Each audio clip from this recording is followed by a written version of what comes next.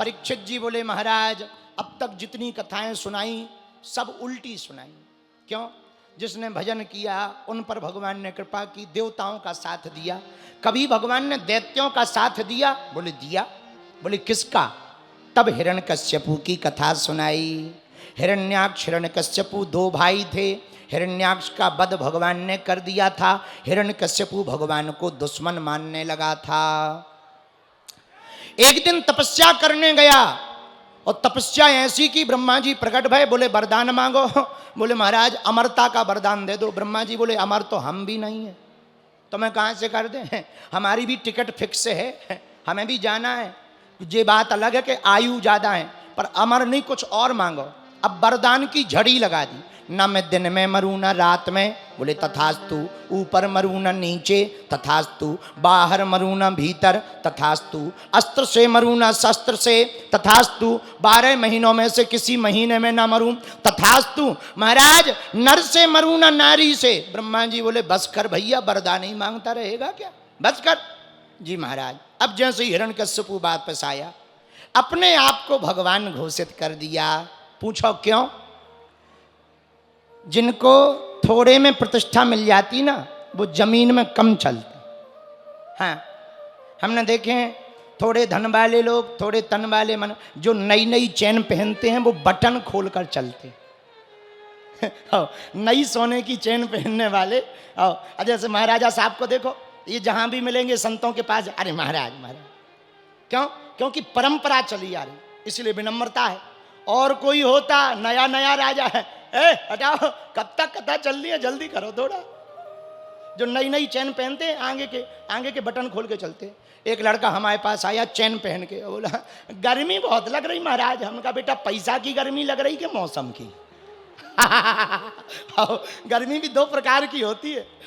एक गांव में चौबे जी थे, चौबे जी, तो उन्होंने अंगूठी पहनी, अंगूठी। और जो पहली बार अंगूठी पहनता है उसकी आदत है उस उंगली का कोई काम ना हो, पर वही दिखा के बात करेगा, कोई काम ना हो, ताकि अंगूठी। तो वो दुकान पे एक जगह बैठे थे, तो बोले ये बताओ ये चॉकलेट कितने की दी? उल्टी उंगली कर, ये कितने, ताकि अंगूठी दिखे। तो बगल वाला भी बड़ा होशियार था, बोले कोई बात नहीं। अब शाम को उन्होंने दांत लगवाए सोने के, पंगत में बैठ गए चौबे जी। और पंगत में बैठे तो कहना चाहिए था खीर, पर खीर कहेंगे तो दांत नहीं दिखाई देंगे, इसलिए बोले थीर ले आओ, थीर, थीर ले आओ, थीर।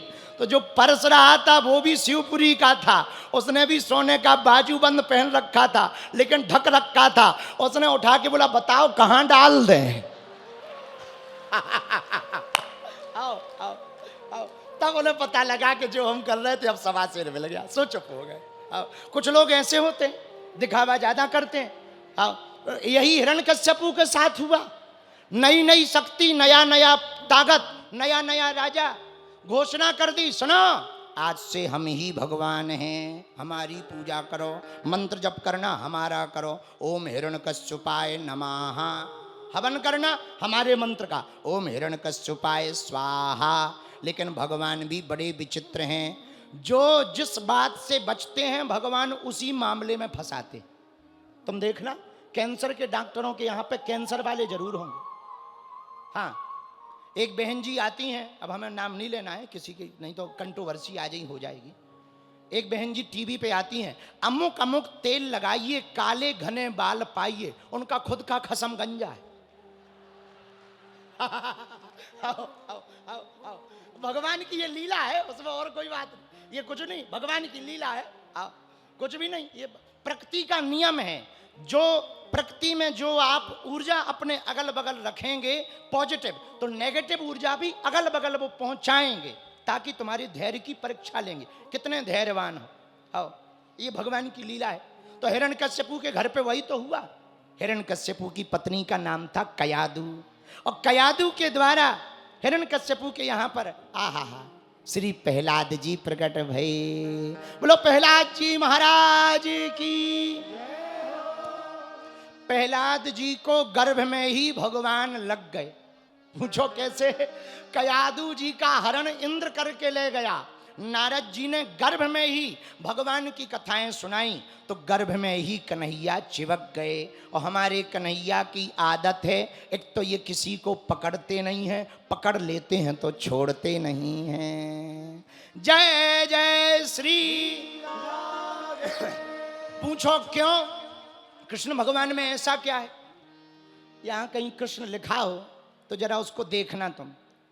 जैसे वहां कृपया लिखा, उस क्रा को ले जरा, तो का के नीचे रकार लगी, रकार, रकार है टेढ़ी।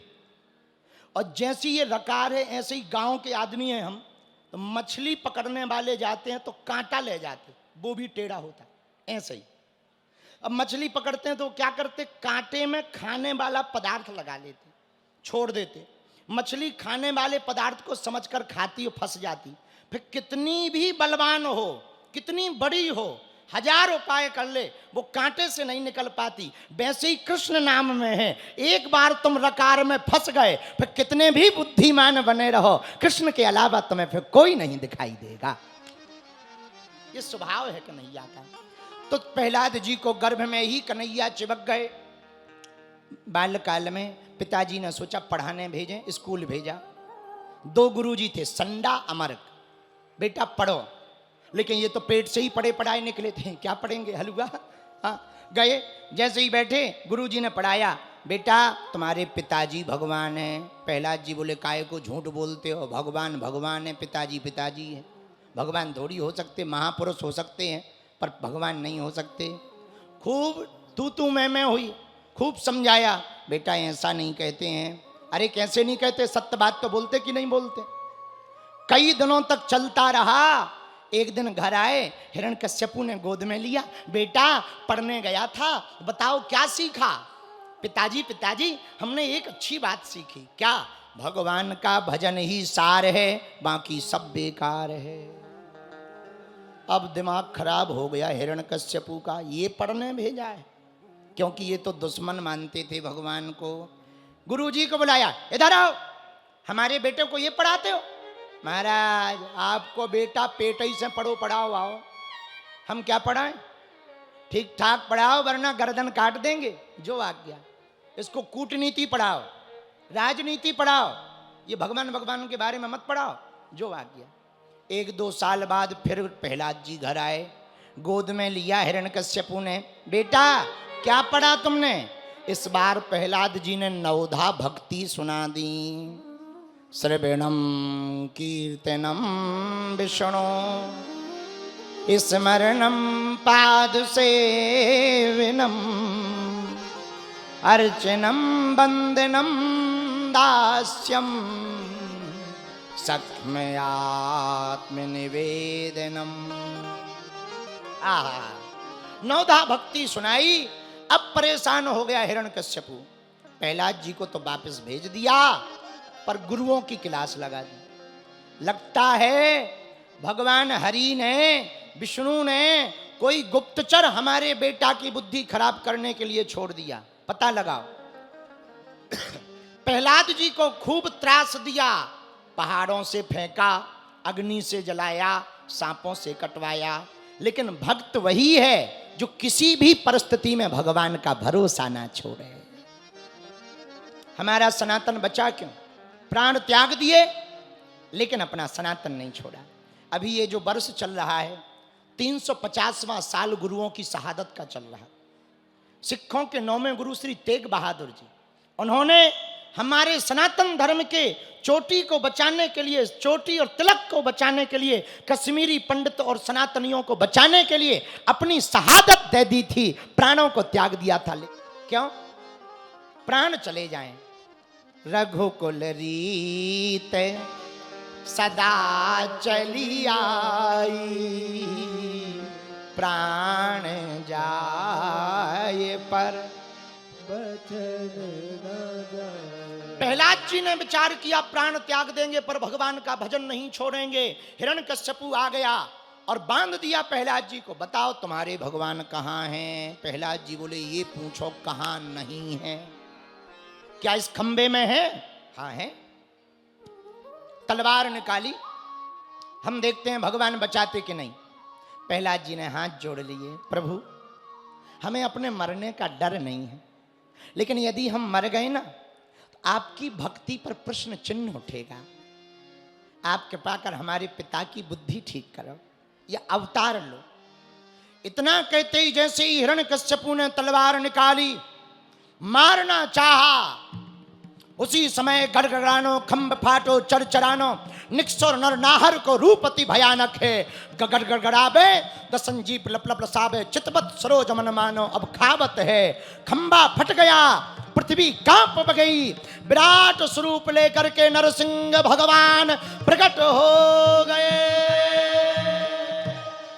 नरसिंह भगवान की जय हो। पहले तो हिरण्यकश्यपु डरा, फिर सोचा डरना क्या, हम पे तो वरदान है, सिक्योरिटी है, क्या डरना।